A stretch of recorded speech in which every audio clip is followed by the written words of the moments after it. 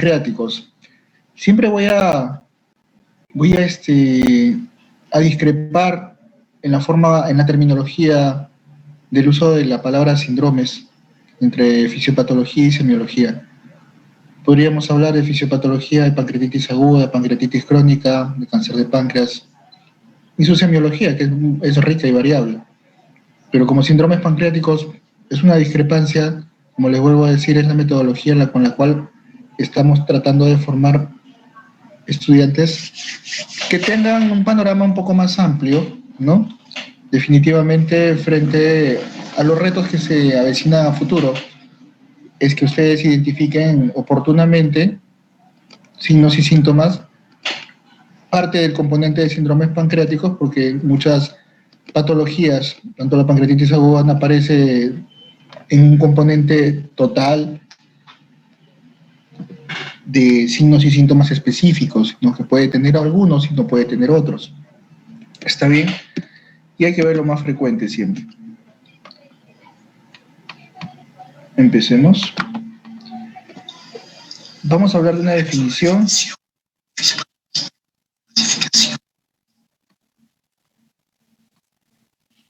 Vamos a hablar de una clasificación, cómo han ido modificándose. Tengamos en cuenta que hay muchos scores, hay muchas asociaciones, tanto europea, americana y de diversos países, las cuales crean y se basan en una fundamentalmente para ir modificando de acuerdo a sus protocolos, ¿no? La semiología que se usa, y vamos a hablar de la conclusión. Una conclusión que vamos a poder sacar del día de hoy. Que podemos comprender como parte de la pancreatitis aguda. Definitivamente es un trastorno de la función del páncreas exócrino. Vemos que el páncreas tiene dos funciones, una glándula mixta. La alteración del trastorno del páncreas exócrino tiene que ver fundamentalmente con la lesión del acino, ¿no? El acino, que está conformado por un conjunto de células, producto de respuestas inflamatorias locales y sistémicas. Pero, doctor, ¿por qué ocurre esta inflamación? ¿Qué sucede? ¿Por qué aparece edema, después necrosis? ¿Qué sucede? ¿No? Ahí vamos a entrar a tallar realmente en cuáles son los fundamentos para que se pueda generar toda esta cascada. Vamos a hablar también de signos y síntomas que pueden ir desde una molestia abdominal, un disconfort, hasta una enfermedad que puede poner en riesgo la vida del paciente. Doctor, ¿todavía hay gente que se muere por pancreatitis? Por supuesto.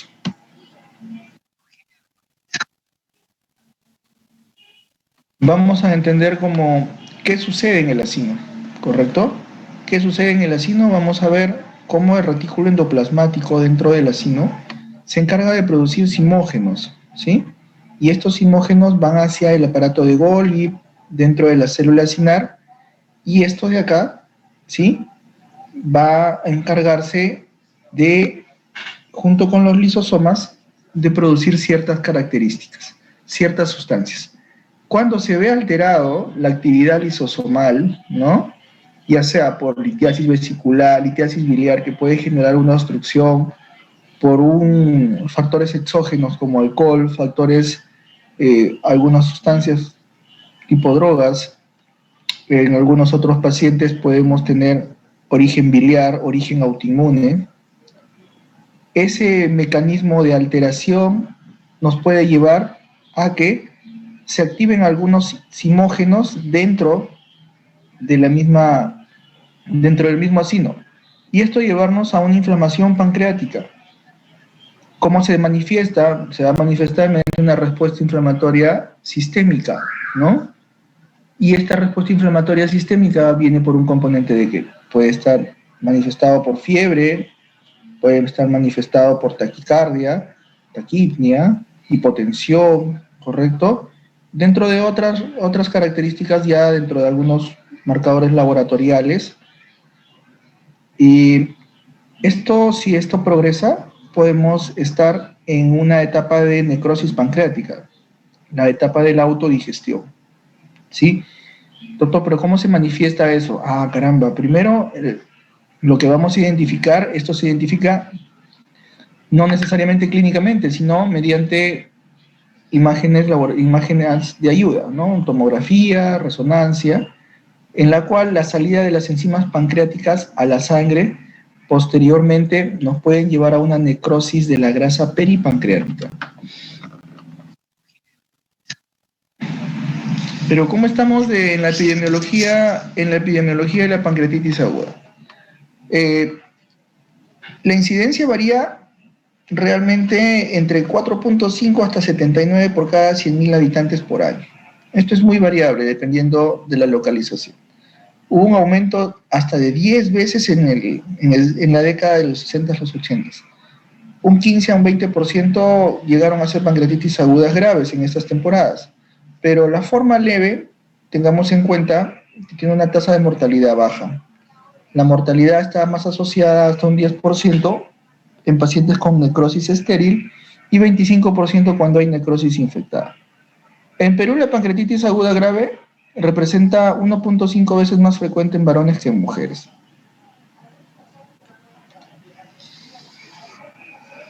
La etiología de la pancreatitis. El 5% de los casos tiene un factor etiológico. No se va a llegar a identificar la causa, ¿no? Tal vez estos valores han disminuido, ¿no? Estos valores han disminuido con la ayuda de algunos otros implementos diagnósticos, como el ecoendoscopía, como la CEPRE. Estos valores están por debajo del 2% en algunas series, ¿sí? En nuestro hospital el 70% de los casos es debido a cálculos biliares y al 7% del consumo por alcohol. La causa más común en el mundo, si me permiten un momento, por favor.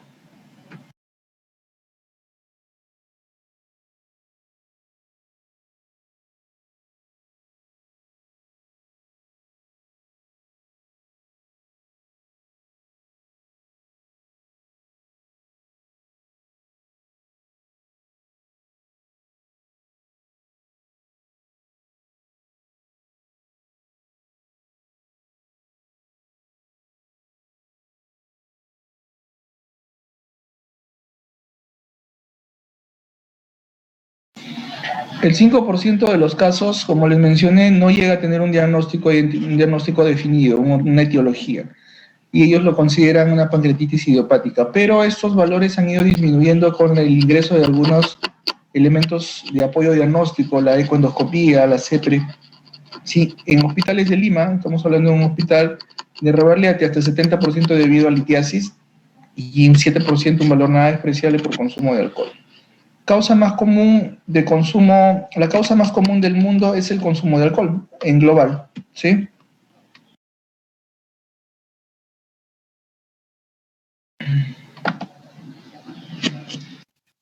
En el hospital Rebarliati, este es un estudio que se hizo, hablamos de que el 63.6% de un grupo de 140 pacientes tuvieron de origen una pancreatitis biliar, ¿no? De origen biliar, un 13% casi dentro de los estándares, poco más del 7% debido a origen alcohólica, y vamos a encontrar un número también como es los valores de dislipidemia, especialmente los triglicéridos, que llegan a tener hasta un 8%, ¿no?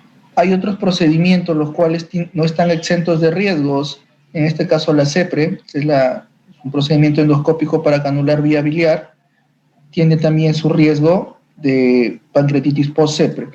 Hay otros procedimientos como los postquirúrgicos, algunos traumas, síndromes antifosfolipídicos y lupus eritematoso sistémico, ¿no? Son algunas de las enfermedades que también pueden llevarnos a una pancreatitis. En el hospital Rebarliati vamos a ver otro estudio, ¿no? Vemos claramente cómo va decayendo, ¿no? Y siempre en primer lugar el origen biliar. Hay fármacos que definitivamente están asociados a la pancreatitis aguda. Doctor, ¿cuál es el más frecuente? Va a depender de cuál se usa más, definitivamente, ¿no? Tenemos como uso más frecuente de los acá mencionados, o de algunos diuréticos tiacídicos. Son los más frecuentes relacionados con el incremento de la inflamación del páncreas producto del uso. Causas infecciosas de pancreatitis. Doctor, si hay causas infecciosas, por supuesto.